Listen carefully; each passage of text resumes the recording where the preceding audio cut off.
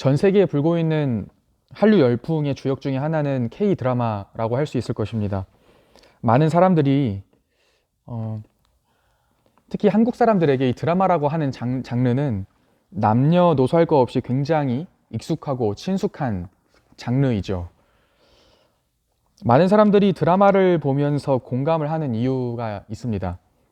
자신의 상황과 비슷한 드라마 속의 인물의 삶을 보면서 위로를 얻기도 하고 또 때로는 도전을 받기도 하기 때문이겠죠. 우리 성경도 마찬가지입니다. 이야기 또는 내러티브라고 불리는 혹은 드라마라고 불리는 이 장르를 통해서 우리에게 전달하고 싶은 메시지가 있는 것이죠. 이런 여러 이야기들이나 내러티브들을 통해서 성경은 우리 인간들의 눈높이에 맞춰서 하나님에 대한 다채로운 진리를 전달합니다. 지금 우리가 함께 살펴보고 있는 다니엘서도 마찬가지이죠. 총 12장으로 구성되어 있습니다. 앞부분에 있는 6장은 다니엘과 세 친구에 대한 내러티브이죠. 이야기로 이루어져 있습니다. 뒷부분에 있는 6장은 다니엘의 환상이 기록되어 있는 부분이죠. 앞에 있는 6장은 바벨론 포로 생활 가운데 하나님에 대한 신실함을 지킬 것을 강조하는 데 그 목적이 있습니다. 뒤에 나오는 환상 부분은 이스라엘의 미래, 세상이 끝날 때 하나님께서 자신의 백성들과 교회를 구원하실 것에 대한 종말에 있을 소망에 대한 이야기를 기록하고 있죠.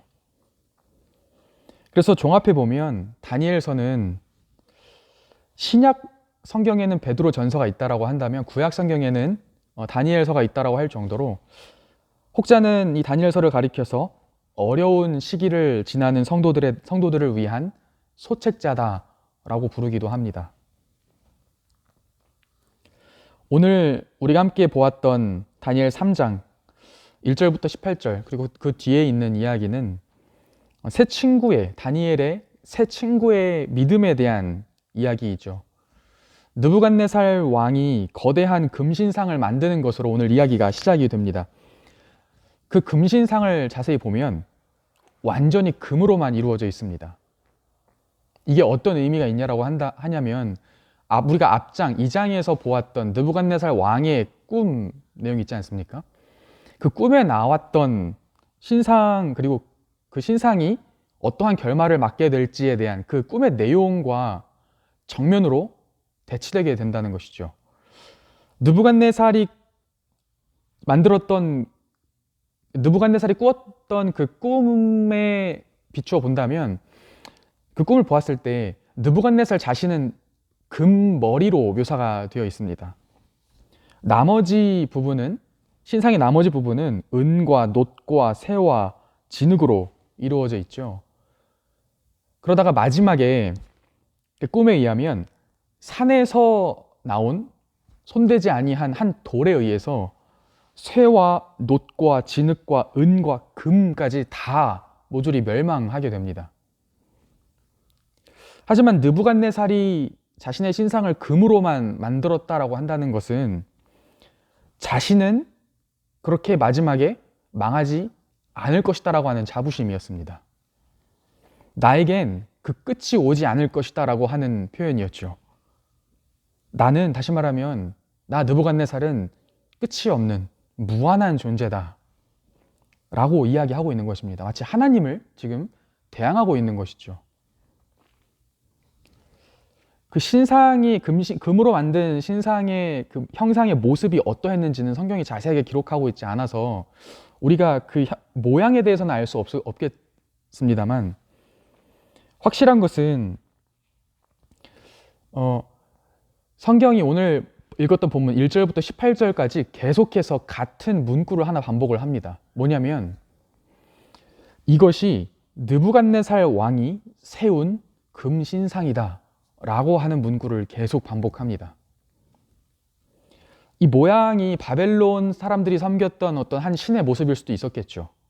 그리고 그 신상을 세웠던 느부갓네살 자신의 모습을 본따서 만든 신상일 수도 있었을 것입니다.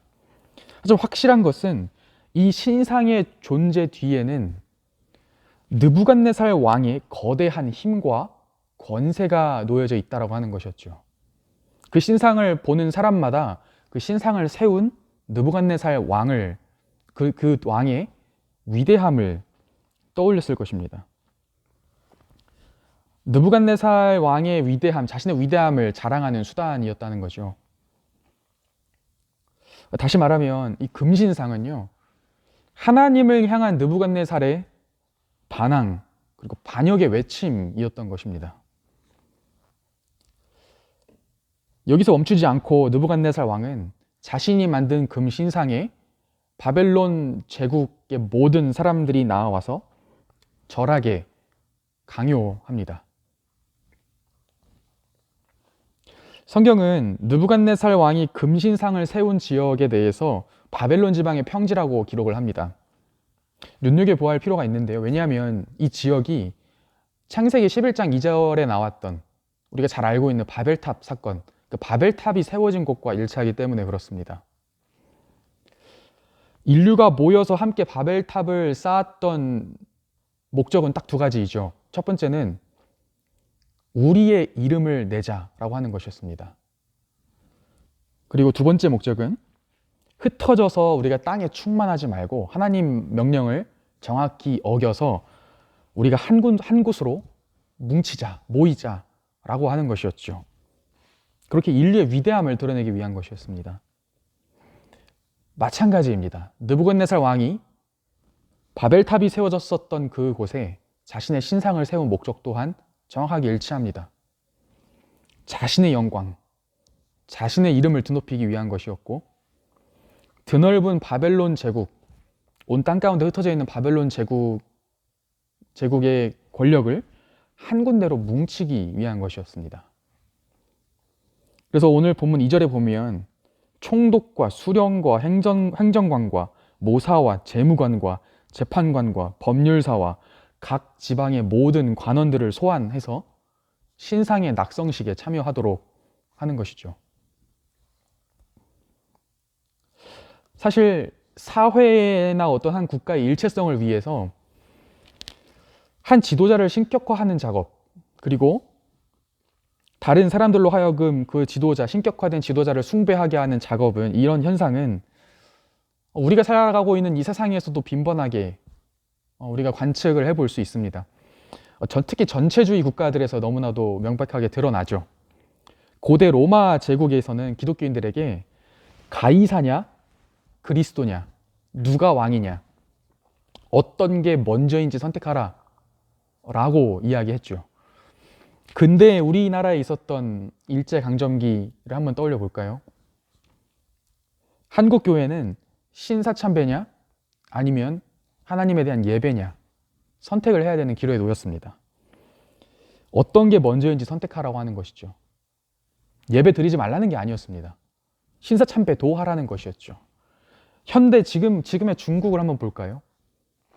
국가가 인정한 공식적인 교회에서만 자유롭게 예배할 수 있다라고 이야기합니다.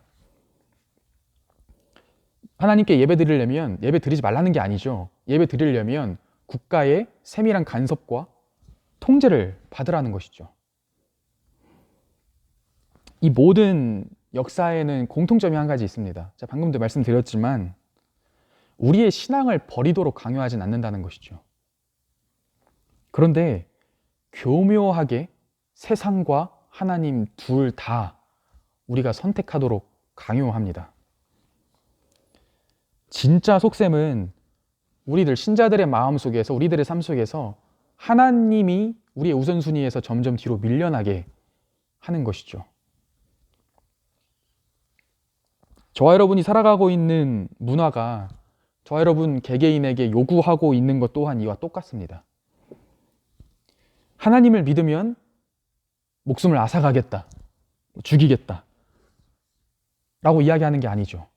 하나님을 믿지 말라고 대놓고 이야기하지도 않습니다. 그렇게 대놓고 겁주고 협박하는 시대는 이미 지나갔죠. 이제는 정말 교묘한 방법으로 그리스도인들 스스로 자신의 삶 속에서, 자신의 마음 속에서 하나님을 우리 삶의 2인자 자리로 끌어내리게 합니다. 이것을 전문 용어로 세속화라고 부르죠. 공적인 영역에서 종교의 영향을 완전히 제거하는 것이 세속화의 핵심입니다. 다시 말하면 특히 캐나다에서는 이런 현상들이 너무나도 만연하죠. 사람들이 많이 모이는 곳에서는 전도하지 말라는 것입니다. 하나님 얘기, 너의 신앙 얘기, 개인적으로 너의 방에서만, 너의 가족 안에서만 이야기하라라고 하는 것이죠. 사적인 곳에서만 신앙, 하나님 얘기하라는 것입니다. 오늘 다니엘의 세 친구에게 요구된 것이 바로 이것입니다. 하나님이냐 아니면 바벨론의 왕이냐 선택해라가 아니었죠. 하나님과 바벨론 왕 둘 다 섬기라는 것이었습니다. 하지만 궁극적으로 우리는 그것이 무슨 의미인지 알고 있습니다. 하나님보다 바벨론 왕을 더 우선시하라는 것이었죠. 오늘 본문 7절에 보면 느부갓네살 왕의 목적이 이루어지는 것처럼 보입니다. 모든 백성과 나라와 각 언어를 말하는 자들이 금신상이 앞에 나와서 엎드려서 절을 하죠. 모든 세상이 금신상의 머리를 조아리기 바쁠 때, 바로 그때 단 3명의 유다 청년들만 머리를 꼿꼿이 치켜 세우고 서서 느부갓네살 왕의 명령에 저항합니다. 바로 사드락, 메삭, 아벳느고였죠. 히브리어 이름으로 하면 하나니야, 아사랴, 미사엘이었습니다. 결국 바벨론 사람들이 그들을 고발하게 되고 그들은 느부갓네살 왕 앞에 서게 됩니다. 이 장면에서 우리가 눈여겨보아야 할 한 가지 사실은 그 엄청난 제국의 군중들 속에서 단 3사람만 느부갓네살 왕의 신상에 절하기를 거부했다라고 하는 것입니다. 하나님의 이름을 위해 나선다라고 하는 것은 이처럼 어떻게 보면 외로운 일이기도 합니다. 세상 속에서 신앙을 지키며 옳은 일을 하기 위해서는 많은 사람들 틈 사이에 숨어 있을 수는 없다라고 하는 것이죠. 이 이야기를 보면서 한 가지 교회사에 있었던 위대한 한 가지 사건이 떠올랐습니다. 그렇지 않아도 지난주였죠. 2주 전, 또 지난주 10월 31일이 우리 다 알고 있는 할로윈이었지 않습니까? 사실 그 날이 1519년에 마틴 루터라고 하는 독일의 한 목사님이 성당 벽면에 당시에 이제 카톨릭 교회가 잘못하고 있던 그 항목들을 다 적어서 95개조 반박문을 붙였던 그 사건을 기념하는 종교개혁 일이기도 했습니다. 이 루터 목사님이 이 95조 반박문을 게재하고 나서 관련된 이제 교회사 유명한 사건이 있습니다. 무엇이냐면 1521년에 그러니까 성당에 그 95개조 반박문을 붙이고 난 사건 그 2년 뒤죠. 카톨릭 교회가 발칵 뒤집혔던 거예요. 어떻게 카톨릭 수사 한 명이 저 시골에 있는 비텐베르크라고 하는 곳에 있는 저 수사 한 명이 이렇게 무모한 짓을 할 수 있느냐, 무엄한 짓을 할 수 있느냐 뒤집힌 것이죠. 교황을 신랄하게 비판하면서 그렇게 나왔기 때문에 발칵 뒤집혔고 또 신성 로마 제국을 그 당시에 다스리고 있던 황제 또한 엄청난 카톨릭 신자였습니다. 그래서 이 카톨릭 교회와 또 제국의 관계자들이 모여서 보름스라고 하는 곳에 모여서 마틴 루터를 소환합니다. 의회를 엽니다. 공개적인 의회였습니다. 그래서 루터가 주장했던 오직 믿음으로만 우리가 하나님 앞에 의롭다함을 얻는다라고 했던 이신칭의 Justification by Faith Alone이라고 하는 교리를 공개적으로 철회하게 요구하죠. 그것을 철회하면, 너의 주장을 철회하면 살려주겠다라고 이야기합니다. 근데 그때 엄청난 일이 발생합니다. 루터가 홀로 교회 당국과 황제 앞에 당당히 서서 이렇게 이야기합니다. 내 양심은 하나님의 말씀에 사로잡혀 있습니다. 나는 오늘 그 어떠한 것도 철회할 수 없으며 그렇게 철회하지도 않을 것입니다. 왜냐하면 내 양심에 거스르는 것은 올바르지도 안전하지도 않기 때문입니다. 하나님이여 나를 도우소서. 아멘. 진리를 위해서 싸운다라고 하는 것, 하나님을 위해 앞으로 나선다라고 하는 것은 결코 로맨틱하지만은 않죠. 교회 아니라고 성역은 아닙니다. 위협과 지독한 외로움을 감당해야 할 때도 있죠. 오늘 3명의 유다 청년들이 엄청난 제국의 왕 느부갓네살 앞에 섭니다. 왕은 이렇게 공개적으로 그들을 협박하죠. 맹렬히 타는 풀무불 가운데 너희들을 던져 넣겠다. 제국의 많은 사람들이 지켜보고 있었습니다. 세 친구들의 믿음이 공개적으로 시험대에 오른 것이죠. 그때 이 세 청년들은 모든 사람과 황제 앞에 당당히 서서 16절에 보면 이렇게 이야기합니다. 느부갓네살이여, 우리가 이 일에 대하여 왕께 대답할 필요가 없나이다. 그리고 17절과 18절에서 자신들이 가지고 있는 하나님에 대한 신앙을 당당하게 고백하기 시작합니다.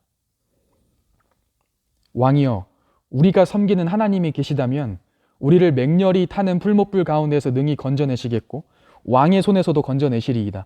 그렇게 하지 아니하실지라도 왕이여, 우리가 왕의 신들을 섬기지도 아니하고 왕이 세우신 금신상에게 절하지도 아니할 줄을 아옵소서. 하나님이 안 계실 수도 있다라고 의심하고 있는 게 아니죠.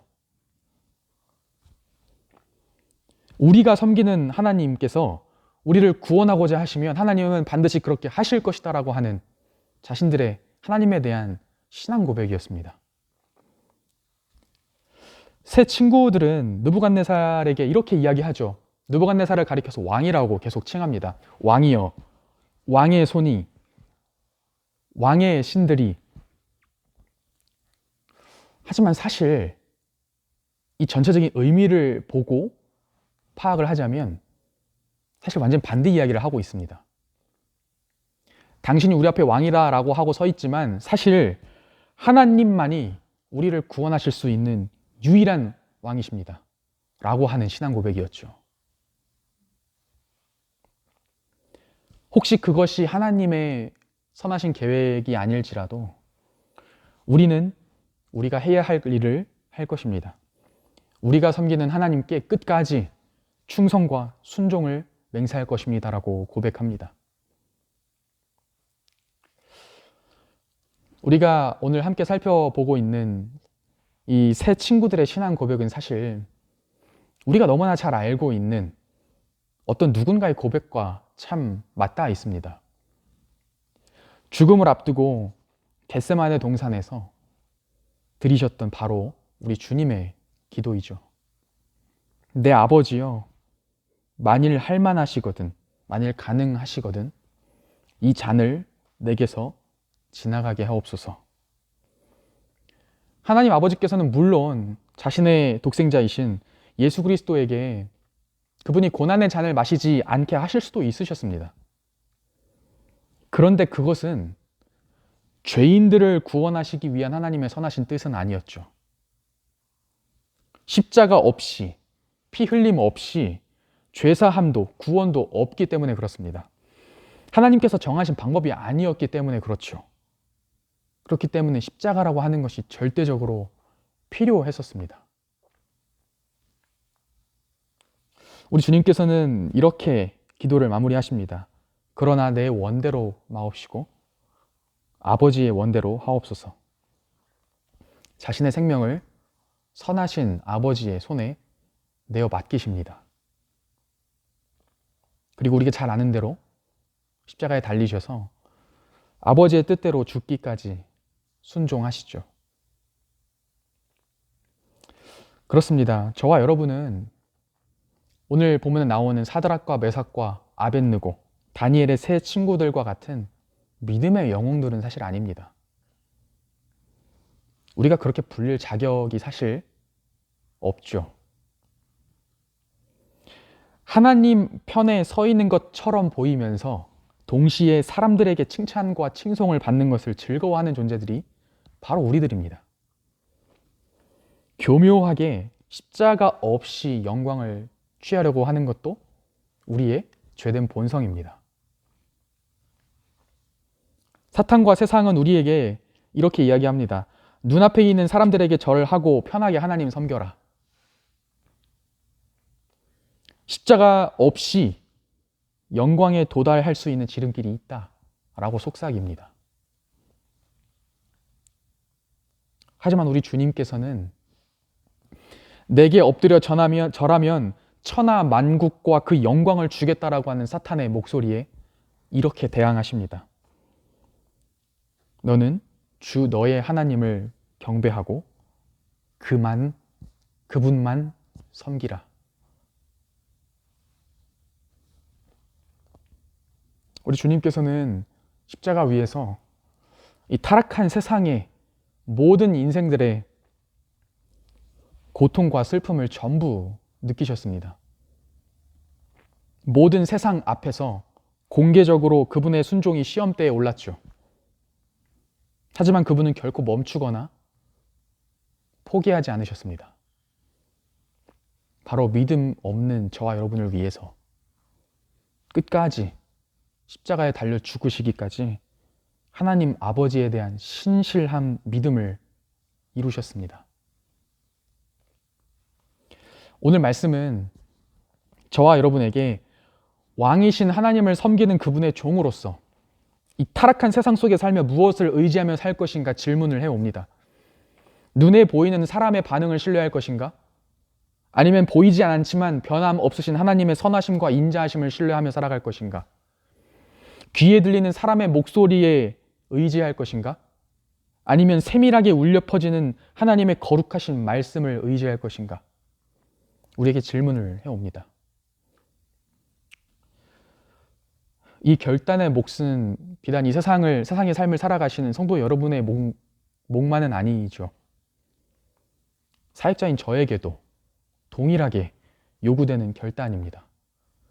사람에게 보여지고 들려지는 사역을 할 것인가?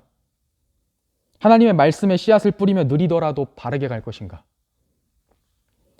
사람들의 평가에 따라 이것저것에 손을 댈 것인가? 아니면 하나님 앞에 정직하게 마땅히 내가 해야 할 일에 집중할 것인가? 물론 하나님께서 우리에게 이 관계라고 하는 너무 놀라운 선물을 주셨기 때문에 때론 주변의 반응을 돌아보아야 할 때도 있습니다. 하지만 내게 맡겨진 사역, 섬김을 지탱하고 있는 그 견고한 반석이 어디에 놓여 있는가 진지하게 고민하고 결단해야 할 때도 있습니다.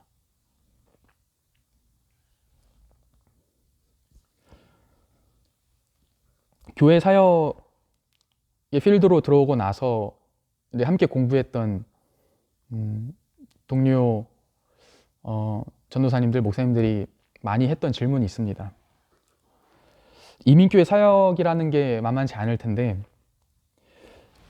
가시는 교회는 몇 명쯤 모이는 교회입니까?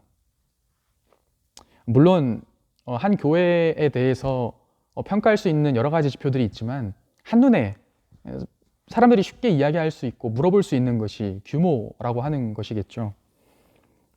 어떠한 악한 의도가 있었다라고 전혀 생각하지는 않습니다. 그런데 문제는 제 안에 있었던 것이죠. 제 대답은 보통 이러했던 것 같습니다. 2018년에 개척이 되어서 4년 만에 이 정도 성도님들이 모이고 계십니다. 근데 그 대답하는 과정 가운데 제 마음속에서는 어떤 메커니즘이 작동하고 있었냐면 이 숫자를 잘 알지도 못하면서 과장하고 싶은 마음, 또 이것에 지나치게 의미를 부여하려고 하는 그러한 모습들을 마주할 때가 종종 있었습니다. 양적으로 숫자가 느는 것도, 그리고 질적으로 우리가 함께 거룩에 자라나는 것도 이 모든 것이 다 값없이 주어지는 하나님의 전적인 은혜임을 기억해야 했던 것이죠. 주님의 말씀처럼 우리는 무익한 종입니다. 우리는 우리가 해야 할 일을 했을 뿐입니다. 라고 고백하는 것이 하나님의 종된 저와 여러분의 삶의 고백이 되어야 할 것입니다. 하나님의 참된 종은 우리가 이 땅 가운데 살며 무엇을 한다 한들 하나님께서 물으셨을 때 우리는 그것을 기억하지 못할 정도로 너무나도 그것이 우리가 하나님께 해드려야 할 마땅한 일이었다라고 고백할 것입니다. 선한 청지기 공동체, 이 아름다운 교회가 하나님을 우리 마음의 왕의 자리에서 끌어내리려는 이 세상의 도전 속에서 하나님의 신실하심을 신뢰할 수 있기를 간절히 소망합니다. 교회가 성장하고 사람들이 모이기 시작하면 당연히 여러 목소리들이 혼재할 수 있죠.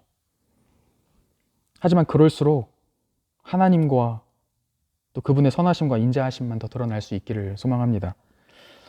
우리의 하나님이, 그러니까 우리가 하나님의 선한 청지기인 이유는, 가장 근본적인 이유는 우리가 선한 일을 하는 존재이기 때문이 아닙니다. 우리를 부르신 분이 선하신 분이시기 때문입니다. 다시 말해서 우리를 소유하신, 우리를 가지신, 우리의 주인 되신 분께서 선하신 분이시기 때문에 그분의 소유 또한, 저와 여러분 또한 선한 존재다라고 하는 것이죠. 이 어려운 시기를 지나면서 주님은 이렇게 물어보시지 않습니다. 너는 너의 믿음으로 얼마나 많은 달란트를 남겼니?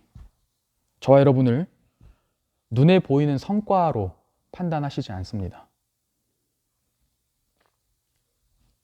하지만 주님이 우리에게 요구하시는 것은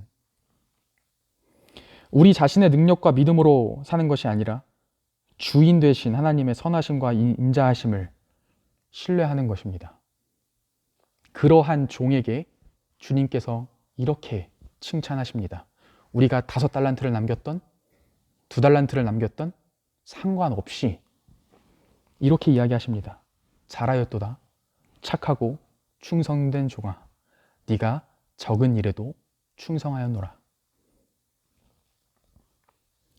우리에게 맡겨진 삶의 자리에서 오늘 하루, 또 이번 한 주 동안 하나님의 선하심과 인자하심 가운데 그분을 누리시고 즐거워하시면서 우리가 지켜야 할, 마땅히 우리가 견뎌야 할 믿음의 자리를 견뎌내시고 지키실 수 있는 여러분들 되시기를 소망합니다. 기도하시겠습니다. 하나님 감사합니다. 우리는 보이는 세상을 살아갑니다. 그래서 보이는 것들로, 들리는 것들로 마음이 흔들리기 쉬운 나약한 존재입니다. 하지만 하나님께서 우리를 부르셨다라고 하는 그 사실이 우리에게 얼마나 위로가 되는지 모릅니다. 하나님, 우리가 이 땅 가운데 살지만 우리는 이 땅에 속한 자들이 아니요 하나님의 백성이고 하나님 나라의 백성임을 기억하며 살아가게 하여 주시옵소서. 우리의 믿음 없음 가운데에서도 신실하게 우리를 붙드시는 아버지의 선하심과 인자하심을 바라보며 우리가 날마다 안식하고 또 그 안식 속에서 우리가 마땅히 지켜야 할 믿음의 자리를 지켜 싸워나가며 승리할 수 있는 우리들 될 수 있도록 하나님 함께 하여 주시옵소서. 감사하며 예수님의 이름으로 기도드립니다. 아멘.